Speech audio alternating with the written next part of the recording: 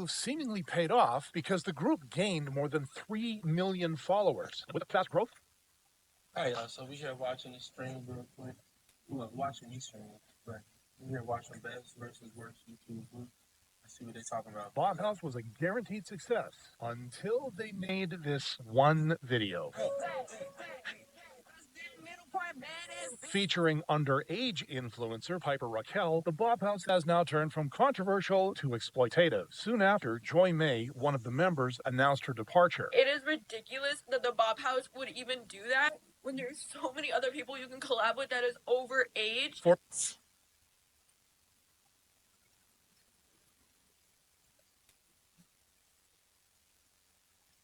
Forcing Aisha to try and save the situation 3 days later. You know what, guys? I would be just as mad as you if Piper was joining the Bob House, but that's not what's happening. That's not reality. Nevertheless, to get more views, the Bob House still posted videos with Piper until they eventually deleted them all, as they had more than a 50% decline in follower growth. Worse, Piper wasn't the only underage person afflicted by the group. Even one of the members' brothers was under fire. I get bullied. People just say shit and that pisses me off.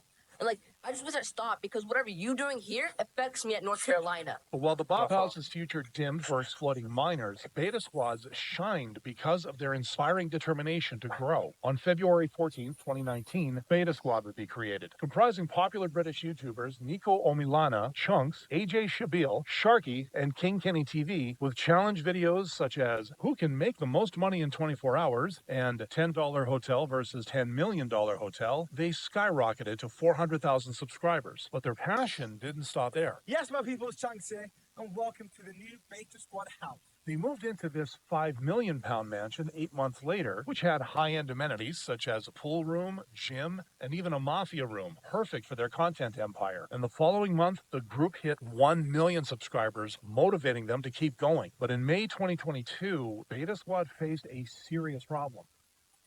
The court has issued a warrant to write and take possession of the property and land above. A warrant gives the county bailiff's authority to evict you by the 7th.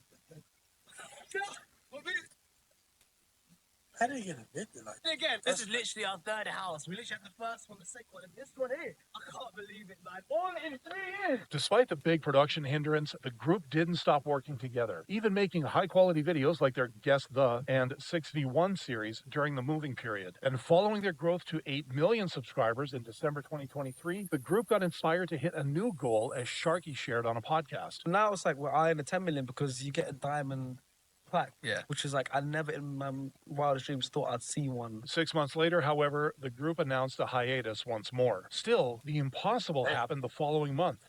Yo! That's insane! But that wasn't the only thing fans celebrated. Welcome to the Beta Squad house tour. The group lived together again, this time in a new £1 million house. And while they haven't posted on their group channel, their individual content got even better as they collaborated with big names in the industry, such as KSI. Still, people were kept in the dark about the return until AJ and Chunks dropped an update. Main channel, we've got some stuff coming up. So make sure you are watching. Some more than stuff coming up. Give me... Okay, so we've been changing around the content. You know what? I'm going to give something to you guys. Beta Squad AMP collab this year. And they didn't leave the fans hanging. But while Beta Squad just proved that their only direction is up, Team 10 is now well and truly down under after controversies and poor leadership. In May 2016, Jake Paul launched Team 10 and branded it as a unique incubator, promising I never heard of this one. Aspiring creators fame. The idea attracted many creators like Alyssa Violet, Niels Visser, and the Dobre twins, who moved into Jake's luxurious LA mansion, and so Team 10 was solid, with each member getting known until everything shifted behind the scenes. Jake's kicking me out. He didn't want to wait for me to get my apartment, which I'm getting in a couple days, so he threw all my stuff downstairs and put a Don't say immediately. lock on the door. Although Jake claimed he did it because Alyssa was cheating on him, she didn't hesitate to expose him as a toxic boyfriend and house leader. Every single guest that you had over had to be approved by Jake. Niels would always ask to have friends over. He's like, yeah, that's fine. But the second I asked to have a guy over, he would be like, no, absolutely not. And I'd be like, why? He'd be like, I just don't want him here. But then he would have girls over all the time in front of me. He creates these. So was they really together? Were they actually a couple. I'm not. I don't see it. Rules for everyone. If you're not up by 10 a.m. filming, then like you get fined $50 and like you have to pay $50. Like no alcohol at the house, or you get fined $500. As a response, Whoa, that's crazy. So it's a deadline to start filming. But what if you streamed all night? Streamed all night till, let's say, 7 o'clock. You decide to get 3 hours of sleep. Matter of fact, you want to get a full 6 to 8 hours because you done streamed all night. You have to pay $50 because you fell asleep after going to sleep. That don't make no sense. Jake created a That's diss crazy. track along with new Team 10 members like Tessa Brooks and the Martinez twins. Ironically, despite hitting 100 million views, that video was widely disliked, and it only went downhill from there because soon after, 2 members had to call it quits. We're not rich in Spain. All the money that we made with them, we tried to send it to my mom. I remember. And my family. I remember when we did that brand deal with Team 10. We were like, "Yo, Team 10, can you guys send it to my mom? To my mom because she needs money, and all the money they keep it for them." But financial abuse wasn't the only disturbing thing Jake did to them. How? So the reason is like he said to us, "You guys should do that. You guys should do it. We were like, do it." And he was like, That's some island boy. That's some island boy stuff. I don't even want to get.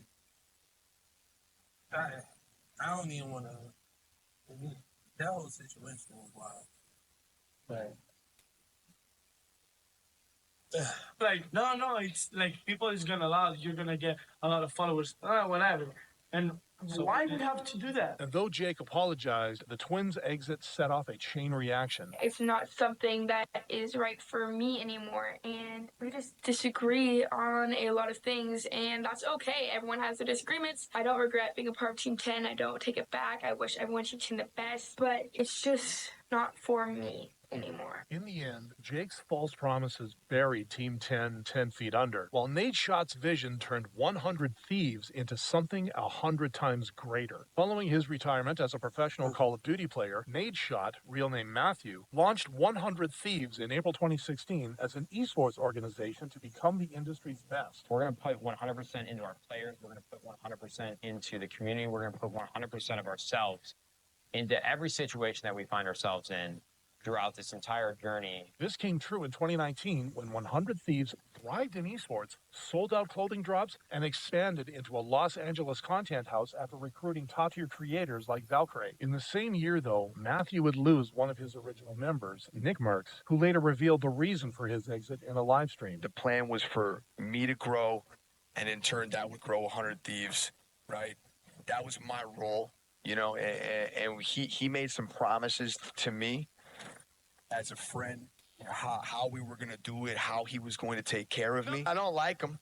You know, him and I are not cool. Now, instead of making things worse, Nate Schott handled the situation properly. I have a lot of respect for what Nick has done with his career. I think he's one of the best at what he does as a content creator. I'm not going to make a comment or statement on the situation at hand. I just don't think that there's any point in having this back and forth. And this controversy didn't faze him as he concentrated on making 100 Thieves better, adding new team members like Courage, and later upgrading to a new house in March 2020. We have officially moved into a brand new home, brand new estate. Yeah. With 100 Thieves' continued success in content creation and competitive gaming, it didn't take long for the organization to get recognition and massive investments. We've raised $35 million from Artist Capital Management. There's a lot of money in gaming. There's a lot of money in gaming. I never played professionally, but I definitely played. Man. To get paid to play a game and to be like extremely good, hand out wet weapons to everybody else, and beat it. Oh my God, that's a lot of money. $35 million. I never seen so much money in my life. which Nadeshot put to good use by building the best gaming facility in the world. Despite the overwhelming success, Nadeshot made sure no one got left behind. You guys have invested your entire careers and what you've built up into this point so thoughtfully and so contagiously and so collaboratively throughout the years with this organization. And I don't think there's any greater honor than to welcome you guys as co-owners of this incredible team that we've built together. And as a result of Nadeshot's dedication to taking good care of his company and its people, the most satisfying thing happened. Your esports organization of the year, presented by Alexis, is 100 Thieves. But that was just the beginning for stuff.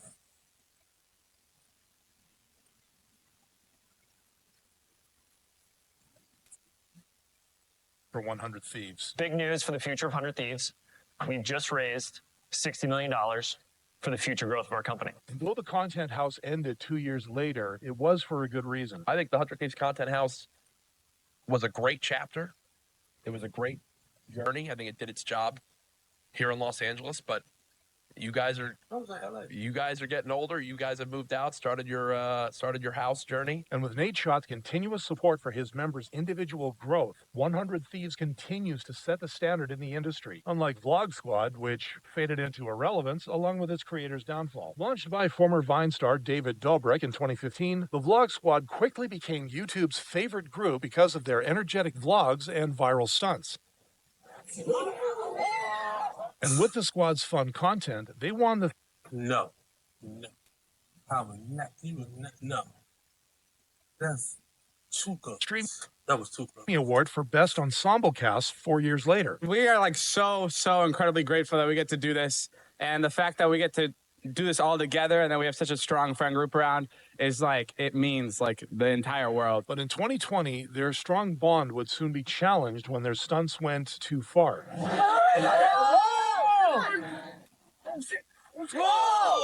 Giving Jeff Wittick, one of the members, life-threatening injuries. Instead of taking accountability, Dobrik kept quiet until March 2021 when he released an apology video. At the time, though, David was involved with another controversy, and his apology was a result of lost sponsorships after he sided with Dirt Dom, a former member who was accused of grape in 2018. Nevertheless, fans knew he had yet to address something bigger, forcing Dobrik to finally talk about Wittick's accident a year later. That day is like the worst thing that's ever happened to me, and I wish I would anything to take that day back. I'm so sorry that this happened to you, Jeff.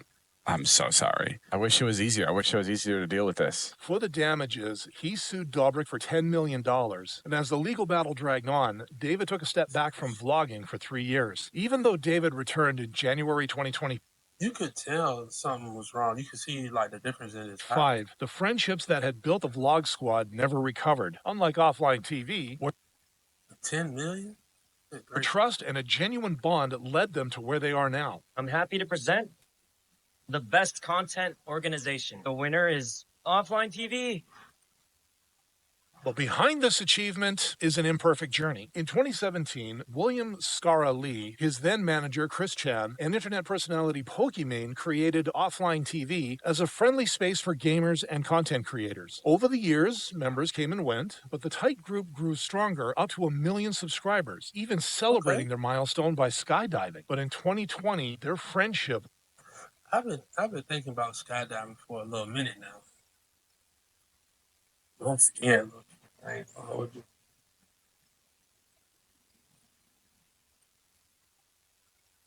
Maybe one day.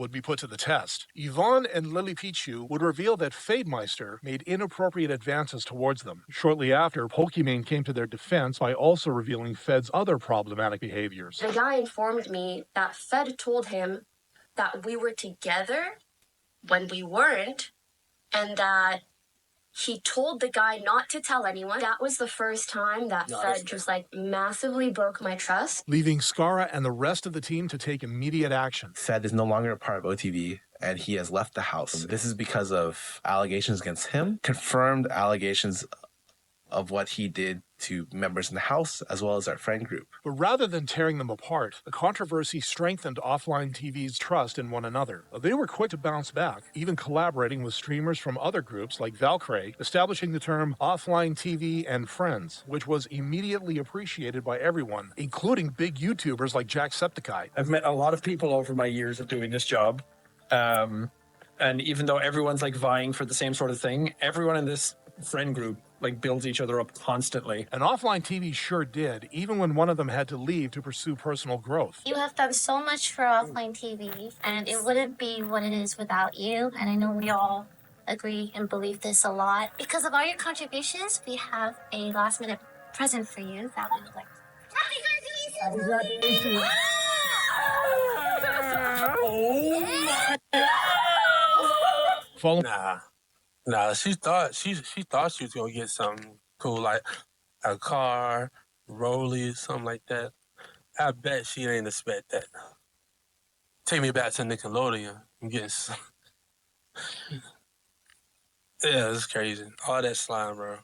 Following Pokemon's beautiful send-off, Offline TV kept thriving, consistently releasing new content that fans love. Unlike the Hype House, whose success crumbled after losing its biggest stars following a major controversy. In December 2019, Thomas Petru and Chase Hudson co-founded Hype House, bringing together famous TikTok influencers in a mansion in LA. It's a content house. It'd be like living in a movie set. With famous members like Charlie and Dixie D'Amelio, the Hype House exploded in popularity, gaining 7 million TikTok followers a month later. But while the group seemed set up for success, everything would change in March 2020 when one of the members, Daisy Keech, came forward with shocking revelations. First revealing that she invested a large sum to secure the mansion. I was like, I'm going to put as much down as I can.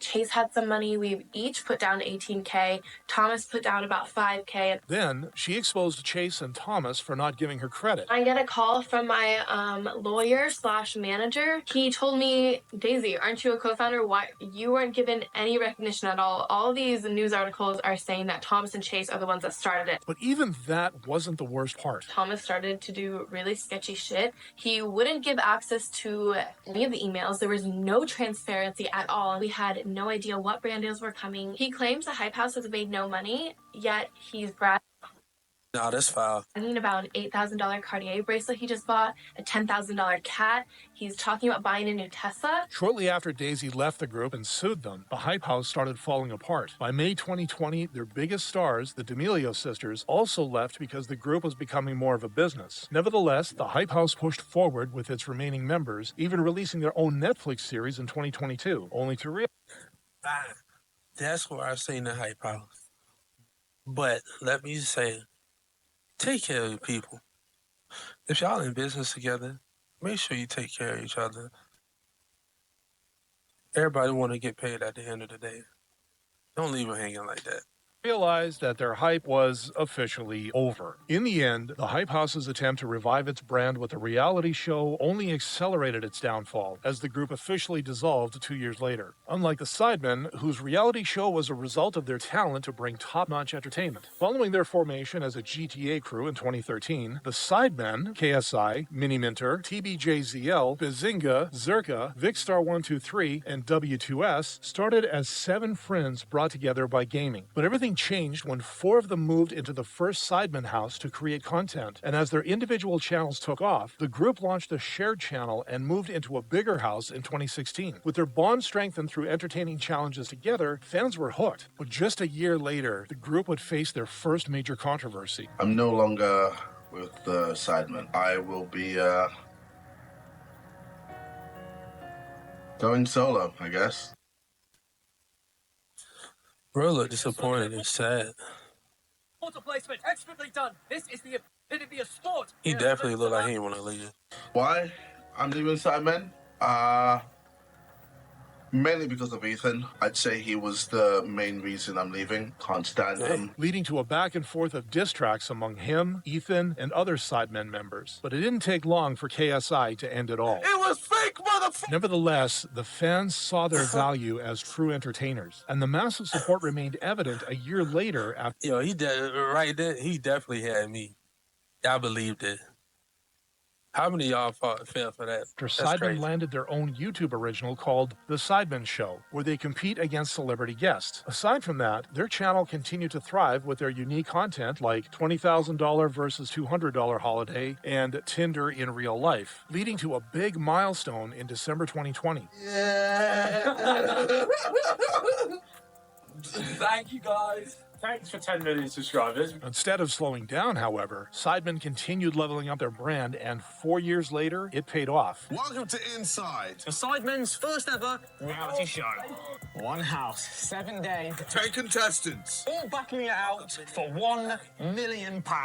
And when their Netflix reality show came out, the response was so mind-blowing that the show got renewed for a second season. In the end, Sidemen only proved that nurturing their success resulted in something beyond YouTube, unlike FaZe Clan, who had it all but took it for granted. Founded in 2010 by Eric Clips Rivera, Jeff Housecat Amon, and Ben Resistance Christensen, FaZe Clan started as a Call of Duty sniping team, growing to 1 million subscribers in just 2 years. In 2014, the group expanded with new members like FaZe Rain and FaZe Banks, leading them to move into their first content house in New York. And this setup allowed them not only to dominate the game industry, but also to create lifestyle videos. But as they grew, so did the controversies. I support Save the Kids Token. Save the Kids Token. Save the Kids Token. Save the Kids Token wasn't designed to benefit kids. Following CoffeeZilla's expose, CoffeeZilla.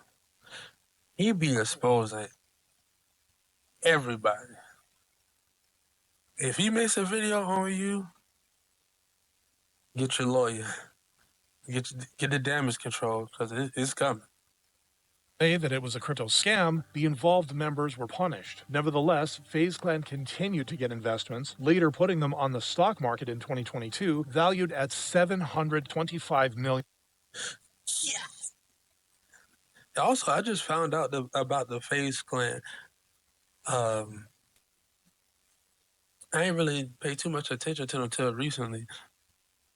But But the celebration ended soon because within a year, the stock price plummeted over 90%. Despite these career-threatening events, the group still managed to get recognition 4 months after their darkest moment. And the people goes to FaZe Clan. The only thing that there was to really do, which was wipe the slate clean, hit the reset button, give this shit a fresh start. People told us we were dumb. People told me I was ruining FaZe. People asked me, who the f is Lacey? Who the f Black Boy Max, Stable Ronaldo? Who the f is Silky? I guess now they know. But instead of using the moment to turn things around, they ruined their chance, leaving people thinking they should have just voted for AMP, a group whose high-energy content is just one of the many reasons they're so loved. So they ain't care nothing about the award.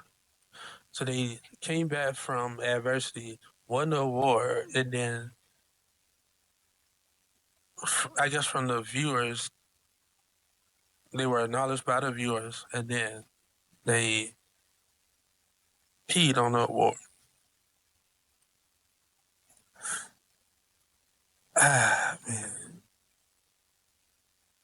Yeah, AMP should have won that.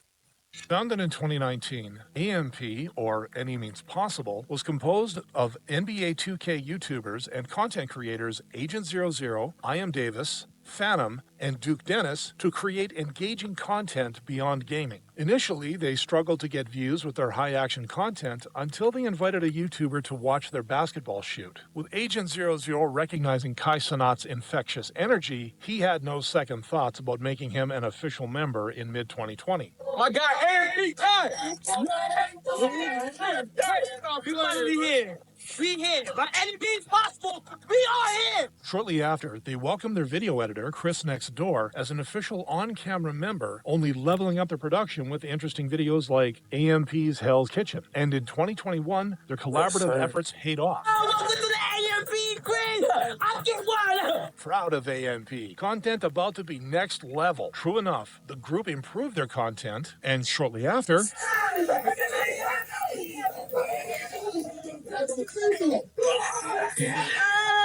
but aside from their milestones as a group, one member's victory was a win for them all. And Kai Cenat proved that when he won Streamer of the Year. Not once. Also, AMP, Agent, Duke, Phantom, Chris, Davis. I love y'all. I wish y'all was here. But twice. Brianna, Chris, AMP, everybody who support me. And because of their brother, they deserve all this success, man.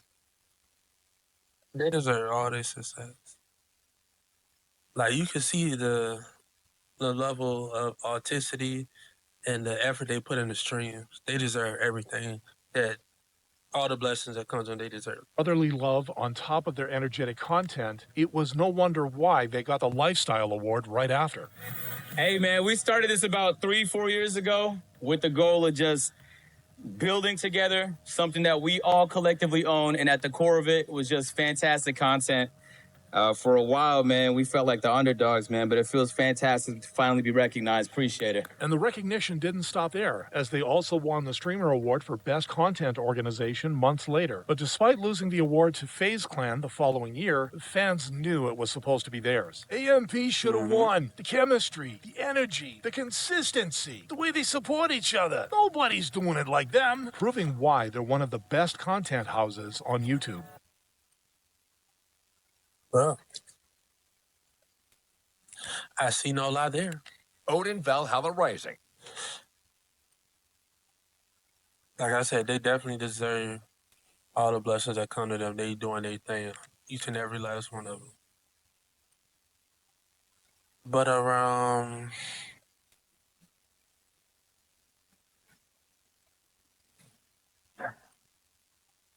let's see what else we can watch. Spotlight. Let's watch it. How streamers spend their millions. This And is how the streamers millions. spend their millions. And before XQC was gambling his entire life away, I lost 1.85 million month. he was actually really responsible with his money until 2021. Because when he was playing GTA Online, he was talking about new paint jobs and raps with another player. But it wasn't for his in-game Pegasi. So after fans begged him to say what it was, he revealed he dropped $315,000 on a McLaren 720S Spider. It's a McLaren 720 S Spider. I haven't bought anything for myself in the past whatever years, dude. And when I saw it, I did. I just want it. XQC about to end up in the hospital if he drives as fast That as is he sex. speaks. I'm just saying, That man, car you is get a sex. account, and you do or something dumb. But this next streamer spent his first million on something that almost killed him. Because Aiden Ross started streaming when he was young and... Your younger sibling. And after playing NBA 2K20 with Bronny James, Aiden started making absolute bank. But that Lambo was only $250,000 of his first couple $1 million. And since he still had extra money laying around... Oh man, I spent $1 million plus on lean. That's not a flex. Are you? Yeah, Disgusting. Yeah. Man's lucky he got through the withdrawals. lean? He was about to make a speed run on life. But Kaisonat spent his... I think I remember that being a whole thing. That he was trying to kick the can, or not kick the can, kick the cup. My bad. Yeah, I hope bro good. Money to change crazy. someone's life. See, before Kai had enough bread to buy a real Iron Man suit, he was living with his mom. And they had it rough when Kai was growing up. My mom was going through a lot of stuff. We was in the shelter and we got back on our feet a little bit. We went to Brooklyn and just like try to get things done. After everything changed, we went right to the Bronx. But the one thing that helped him through it all was his mother. My mom doing things by herself, like she's like a hero. I'm not gonna lie, like I always think to that moment and like realize where I came from and don't take nothing for granted for sure. And he always maintained that mindset of never Hey, taking shout out to anything moms. for granted. So when he blew up on Twitch and his net worth went up to $2 million, the first thing he did was pay his mom back, buying her an $800,000 house. The crib is official, you feel what I'm saying? You no longer live in the Bronx. Who's got to be the nicest streamer in the game? But Dr. Disrespect is easily the meanest streamer in the game. So he had to spend his first paycheck as an apology for being so disrespectful. Because sometimes he forgets that the character he's playing is just a character. And it all started with him making content as the trash-talking Dr. Disrespect in Halo. But in 2011, the doc took a break from content creation and somehow finessed his way into game dev with zero credentials. He legit designed maps for Advanced Warfare off a resume that included being a pro trash talker. But map design wasn't exactly bringing in the big bucks. So in 2015, he That's kinda left cool. the industry to become his final form. And by 2017, the doc was untouchable. The two-time had the white picket fence family, the production value, the pro-level gameplay, full-on WWE monologues, and streams that lasted 6 hours per day. He was so big by the end of 2017, he won Streamer of the Year. So what did he do with all that money and hype behind him? As you guys know, I have Tell a us. beautiful family and a wife and kid. I want to be transparent that I've been unfaithful, and this is not who I am. It's not what I represent. He pulled the ultimate disrespect on his wife. But even after the cheating scandal, Doc still had a massive Twitch check to cash. So he dropped 200 grand on a custom Porsche Cayenne for his wife. After grinding for years, Doc was forced to spend his first real paycheck on a Porsche to stop a divorce. Of course, he bought a $300,000 Lambo Aventador for himself 2 years later. Because honestly, why fix the marriage when he could just hit 60 miles per hour in sub 3 seconds? But while the Doc was ruining his life, Nick Merckx was taking his to the next level. And he'd been waiting for his payout for an insanely long time. Because Nick Merckx didn't just become famous overnight like the Doc. In 2008, Nick was already a pro gamer in Gears of War. But esports wasn't quite there yet. Nick only raked in 40 grand in the tournament. So in 2010, he decided to make the big jump to streaming solo to really start making a bag. Oh, brother, This guy. Basically, he made literal pennies doing that. So in 2016, he made his final attempt to become a millionaire streamer at the ripe age of 25. But for Nick, it was worth it. He joined an esports team, 100 Thieves, moved out to LA, and started streaming Fortnite full time. And even though he earned $190,000 in Fortnite prizes, 3 year later, he got sick of LA. One of the big things that I learned is I don't like living out here. People like it, so it might be for them, it ain't for me. I want a porch, I want a yard, I want snow, I want fall, I want spring, I want my family. So he left one. I'm low-key kind of feeling that right now. Low-key kind of feeling that right now. LA is so expensive, but the opportunity is there, but it's crazy far from the fam. You're gonna have to be near a millionaire to get a house. Some places, most places, you have to pay 3 times the rent. So, yeah, man, it's something else. It's something else. I've been thinking on it heavy, really, really heavy. Like, I don't know if I want to move back home, but definitely somewhere more accessible. 100 Thieves, joined FaZe Clan, and made some insane money. And he definitely got his Porsche. Because by the time he joined FaZe, Nick was rolling in it. So he dropped $2 million on a new place in Maryland. It's got a pool, a gym, a bar, and a TV built into the wall. If that's $2 million in Maryland, that would probably be about 12 to 15 in California. He forgot to actually leave LA behind because this looks like something in Beverly Hills. But some streamers grind for more than just a house because Valkyrae worked for multiple cribs and it didn't come easy. See, Valkyrae loved gaming, but she was basically an NPC to everyone on Twitch. So instead, she switched to selling games at GameStop, but she kept gaming on the side. And eventually, her gaming Instagram page hit 15,000 followers, which apparently is enough of an excuse to quit the only thing paying your bills and keeping you alive. So Valkyrae quit GameStop and started streaming full time. And even though she had no idea what she was doing when she was on the come up, she still beat pro players in Fortnite. Oh my god, Valkyrae killed me. No way. All that focus to die to Valkyrae? So she caught fire on Fortnite in 2018. Then caught fire again with Among Us in 2020. And in record time, she had a fat $1 million in her bank account. But instead of dropping it all on herself, she followed Kai Cenat and bought her mom a house in her home country, the Philippines. But she didn't just stop at one house. I think you bought your mom like 2-3 properties. Yes, this woman is uncontrollable. She has 2 places in the Philippines. She has a condo in Manila, and then she has a house, her hometown house that we've renovated. And people were commenting and be like, "Isn't Valkyrae a millionaire? Why is she being so stingy with her mother?" And I'm like, she has an assistant now. Yeah, your mom has an assistant. Yes, I is got my mom insane an assistant.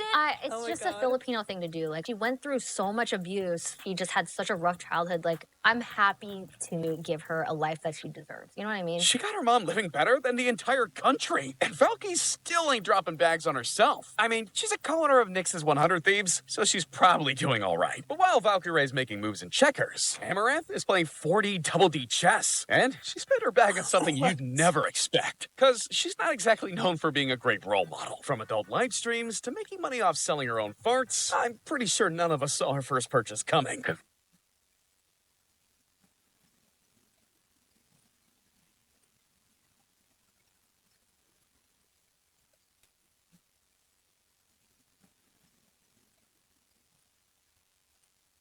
The internet is a wild place.